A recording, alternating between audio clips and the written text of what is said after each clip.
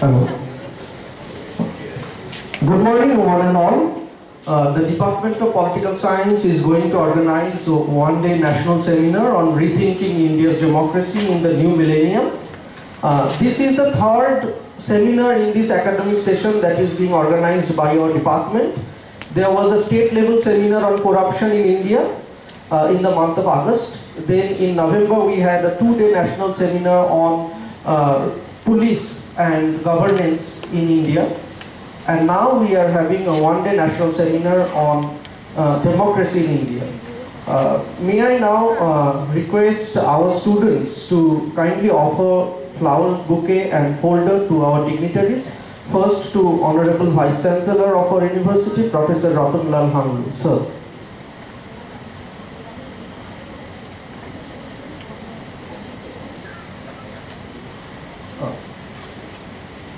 To Professor Rathanlal Hanglu, our Honorable Vice Chancellor.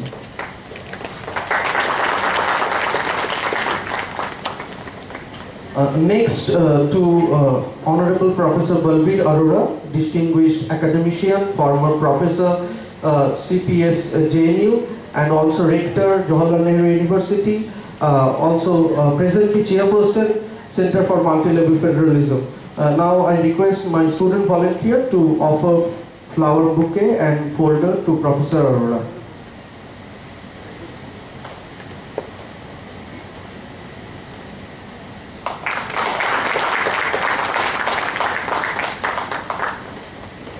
Now, Honorable Dean, Faculty of Arts and Commerce, Professor Shumit Mukherjee, also head of our department and the convener of the seminar, I request my student volunteer to kindly offer flower stick and folder to him.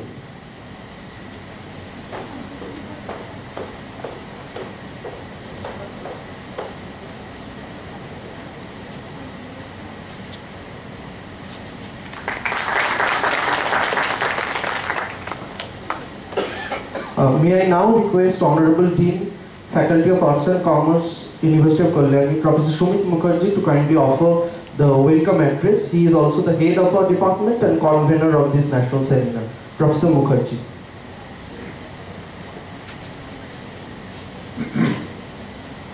Respected Honorable Vice Chancellor, our keynote speaker, Professor Balbir Arora, my esteemed colleagues, students, ladies and gentlemen. As I welcome you all to this national seminar entitled Rethinking India's Democracy in the New Millennium, I must make one point clear at the very outset. It is a fortuitous combination of circumstances which has made this seminar possible. When we sat together in our departmental committee meeting to deliberate on our academic programs, this seminar was at the very top of our agenda list.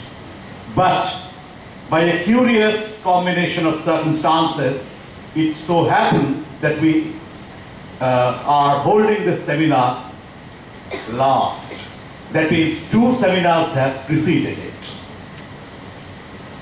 It didn't really make much of a difference. There were, I wouldn't say problems, but I would rather say there were unforeseen constraints and compulsions which were responsible for this change of priorities.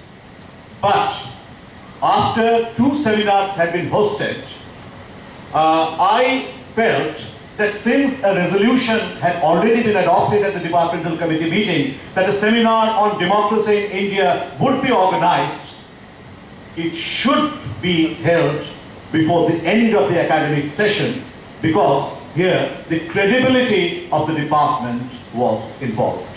And I must thank all my colleagues from the core of my heart for cooperating in every conceivable way to make this seminar possible. Any seminar or any academic activity requires a collective mobilization. Everybody need not be associated with any academic program in an official capacity.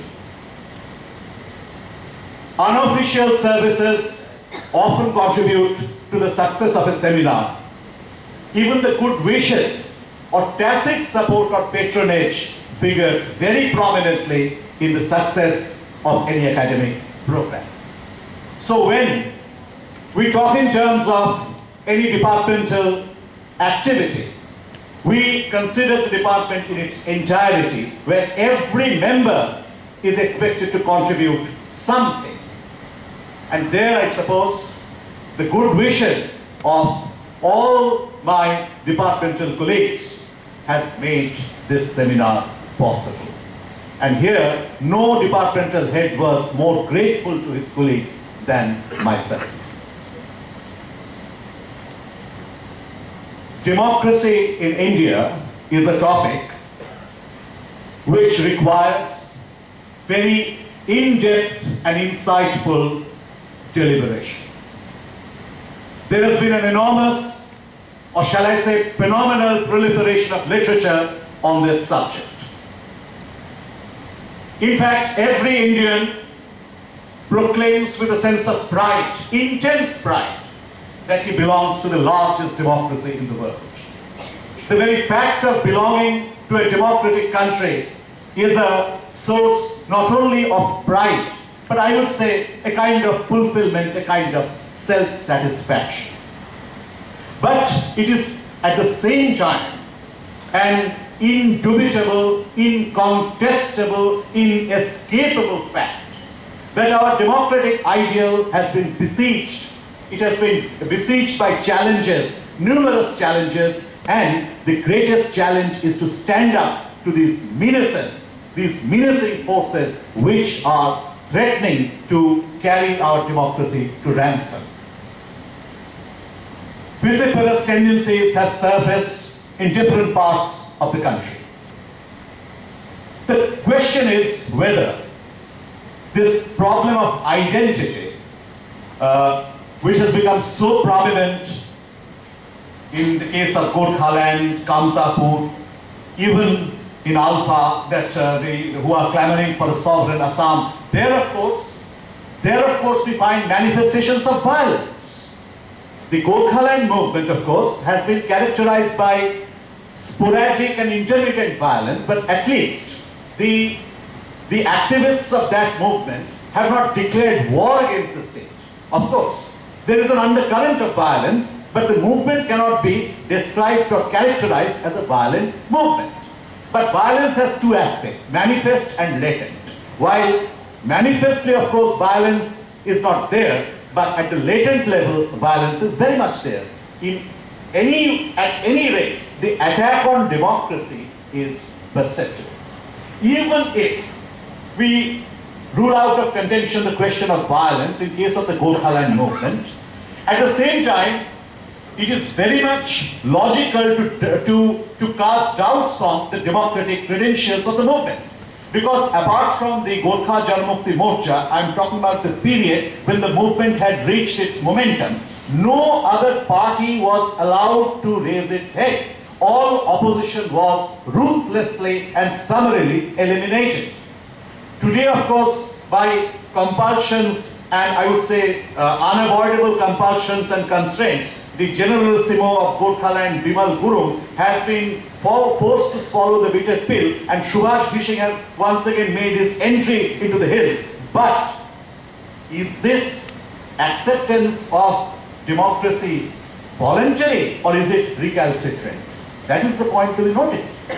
If we turn our eyes to the northeast, there, of course, the Alpha movement, without going into any value judgment, we would say that the Alpha has, in fact, it is definitely a violent movement, a declaration of struggle against the state. There have been wanton violations of human rights. If we look at the Maoist movement, we find that innocent lives are being massacred. There has been bloodshed and horrendous tales of ruthless extermination, which reminds us sometimes of that Pol Pot regime in Cambodia, where such acts were committed, acts were perpetrated, which are too, I would say, terrible for the human being to comprehend. And in the jungle, though recently, of course, in the state, the Maoist movement has subsided, but outside the state, it is going on in full swing. So, where exactly are we leading to? Challenges, there are many. And how can these challenges be answered? How can we stand up to the perils that beset us? And in a globalized scenario where all old ideas, old ideologies are in the melting pot, in a kaleidoscopic world, change is breathtaking. It's a question of absorbing the changes. Whether you are able to assimilate, whether you are able to absorb the tidal wave of change taking place in this globalized world, that is the question. And the challenge is how much of this change we can absorb. So I think all these issues need very careful rethinking. And I think democracy, rethinking on India's democracy in the new millennium, this is a topic where debate will be endless. And I think this should be interpolated as an integral part of contemporary academic discourse. And it is with this, this aim, it is with this objective that this seminar has been organized. Not only for, we do not envisage our deliberations only at the intellectual level, but also at the practical level. What are the mechanisms which we can explore? What are the correctives? What is the panacea? What is the way out? What is the escape route? These are the points which need to be deliberated. And finally, I would end by saying that while it is fashionable to question the democratic credentials of India, but at the same time, if a choice is given to our people as to whether they opt to be the citizens of a democratic country or whether they prefer a switch over to an authoritarian or military form of government, the answer would assuredly be democracy. Why? Because the Indian people are essentially democratic minded. The ethos is essentially democratic. That is the idea, that is the ideal, that is the spirit which they have internalized from time immemorial. So actually there may be perversions, distortions, vulgarizations of democracy, but the onward march of democracy must continue. And it is this point which we should proclaim here. And come what may, let there be tempests, let there be all sorts of attacks and onslaughts, but the onward march should continue, pulverizing all obstacles that stand in the way. So I will end by saying, reiterating Vivekananda's words, arise, awake, and stop not till the goal is reached. Thank you.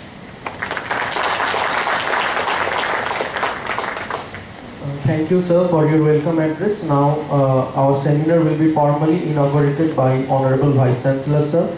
May I request Professor Dr. Ratan Lal Hanglu to kindly inaugurate our seminar by lighting the lamp. And may I also request Professor Arora and Professor Mukherjee to accompany, sir.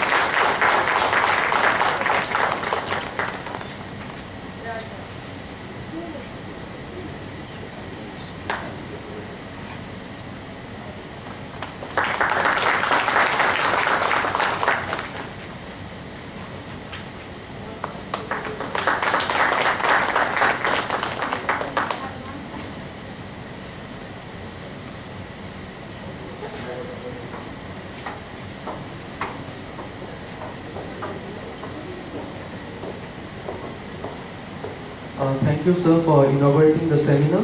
Now may I request Honorable Vice Chancellor sir to present his inaugural address. Sir. Very good morning to all of you. Respected Professor Arora, an eminent political scientist, our Dean Social Science and Humanities and Head Department of Political Science, Professor Mukherjee, my colleagues from Department of Political Science, the guests who have been invited to present their views in the seminar, our Dean, ETM, dear students, research scholars. Let me first of all welcome all of you to this seminar. I am not a political scientist to give you a detailed address, but let me tell you that I am really delighted because when I joined this university, the very second day perhaps, there was a seminar by political science department. And I have been constantly watching that political science department has been very, very vibrant. You know, we must always remember that the department's duty is not simply to engage students in the classroom. It's more important if we take this classroom little out and interact with people from various fields, you know, and mediate the knowledge that we have acquired and that we are in the process of acquiring. If that knowledge is also mediated to society through our young minds, that's more important. Coming to the question of the democracy in Indian context, as a historian of medieval history, I feel that somewhere Indian democracy has, fatigued itself. I don't know. Earlier, in fact, we had studies on Indian state, phase-wise, I think Indian democracy also needs to be phased out now. You see, what is the nature of Indian democracy earlier? What is the nature of Indian democracy today? When I say it seems to have fatigued now, the phase that's, because we find that this fatigue is getting reflected the way people get demotivated or motivated towards politics. This also gets reflected looking at the nature of legislature today and the activities carried out by legislators, the production of legislation, I would say. This also gets reflected the way under the pretext of Indian democracy, certain elements are overwhelming, be it bureaucracy, be it politicians, our judiciary and our executive. As a result of which we do not find much being transacted in terms of uplifting the stats of marginalized groups, groups which are located in more backward areas, and the Indian society continues to suffer. I think before politicians could do anything, it is the duty of social scientists and more particularly political scientists to really critique and examine the issues, the nature, the characteristics of how the democracy is perpetrating itself today. How democracy, is there a real democracy in the country today? That's the question which needs to be really examined. I am very happy that the Department of Political Science has chosen this theme and is discussing the theme more particularly and more delightfully because the scholars like Professor Arora are here. It's an honor for the university and it's an honor for the department. I'm certainly, delighted to have him here and would be delighted to go through his proceedings even if I may not be here in the hall. I thank you all and wish you all the best for the seminar. Thank you.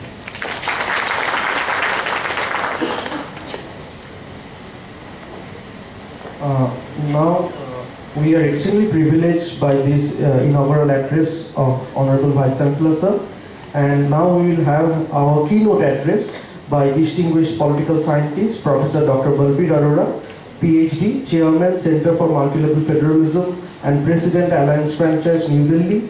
He is also the former Professor of Center for Political Studies and Rector, Jawaharlal Nehru University, New Delhi. We are extremely honored by his presence, and may I now request Professor Arora to kindly present his inaugural keynote address.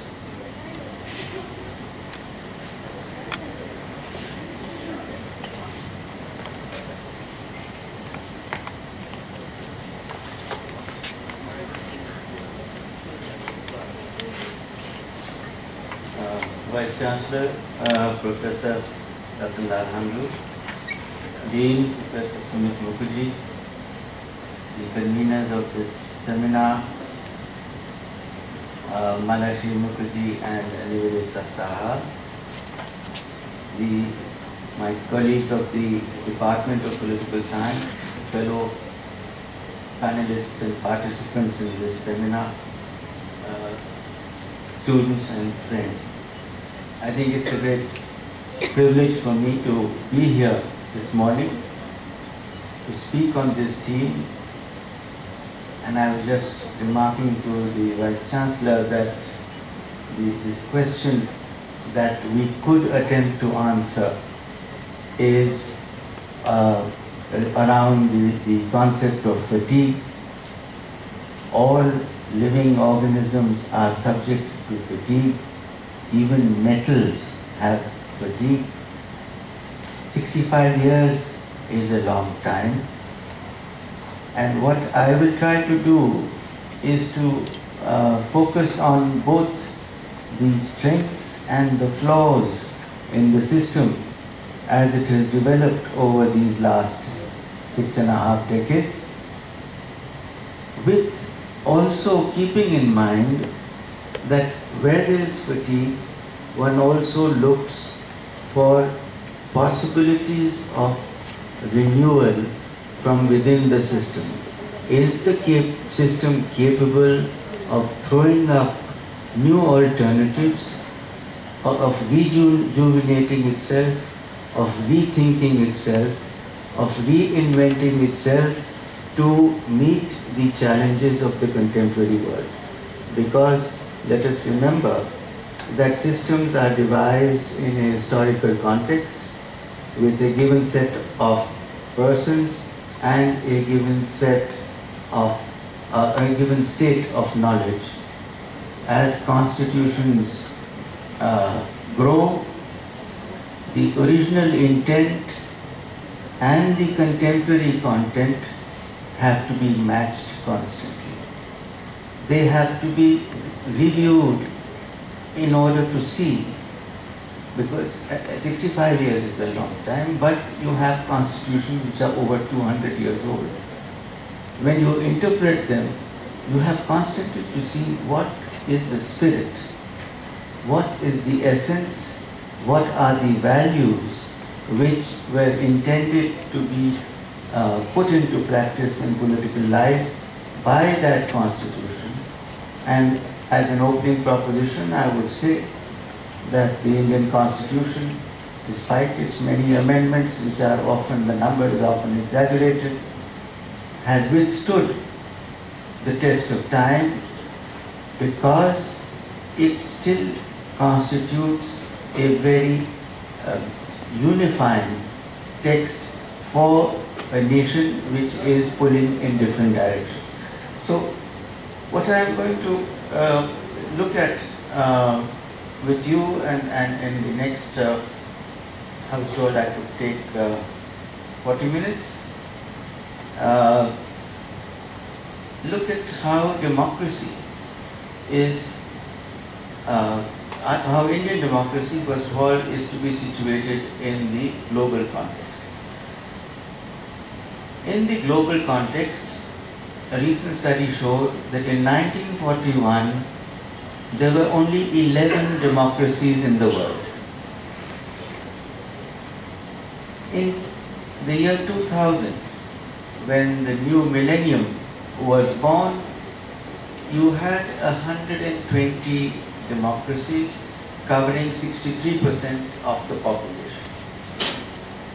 Many have faltered and failed. That is, I use the terms of the concept note. Democracies have faltered and failed, and even Indian democracy has undergone many changes. So what we try in this attempt is to highlight a few lessons that can be learnt and that can be perhaps unlearned during the period that we are looking at.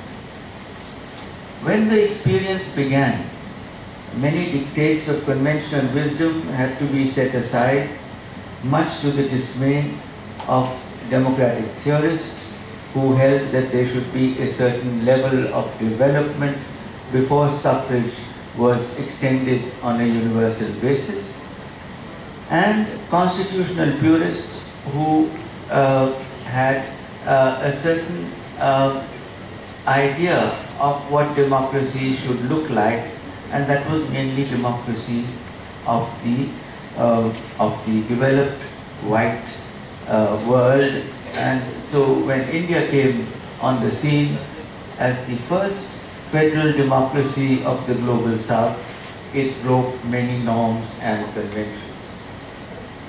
One of the things that had to be unlearned was the legacy of the unitary colonial state. And that legacy has remained, is constraining in many ways, and remains a persistent feature of governance. It has arguably hindered the emergence of a genuine democratic ethos, where the respect of the rights of citizens are guaranteed. The distance that was cultivated earlier between rulers and ruled has survived and continues to provoke resentment. Also during this period, the system has sought to explore and to innovate, trying to discover how much diversity it was possible to accommodate without sacrificing the unity essential for its existence. It has loosened controls in some spheres while tightening them in others. It would be an oversimplification to equate the neoliberal phase of globalized economic growth with a generalized retreat of the state. The state still arouses expectations, and whereas colonial anthropology documented diversity in great detail, it could find no unifying force. Hence the expression that the words that were used, that India is a mere geographical expression. So the challenge at the outset was to build unity without uniformity, and India's democracy was designed as federal, and the proposition that I am putting before you is that it has survived and flourished because it was designed as federal. It was tested in times of stress, such as under authoritarian rule, under the emergency of 75-77, but this federal structure enabled democracy to survive as pockets of resistance and ultimately restore the democratic rule of law. It would, however, be a mistake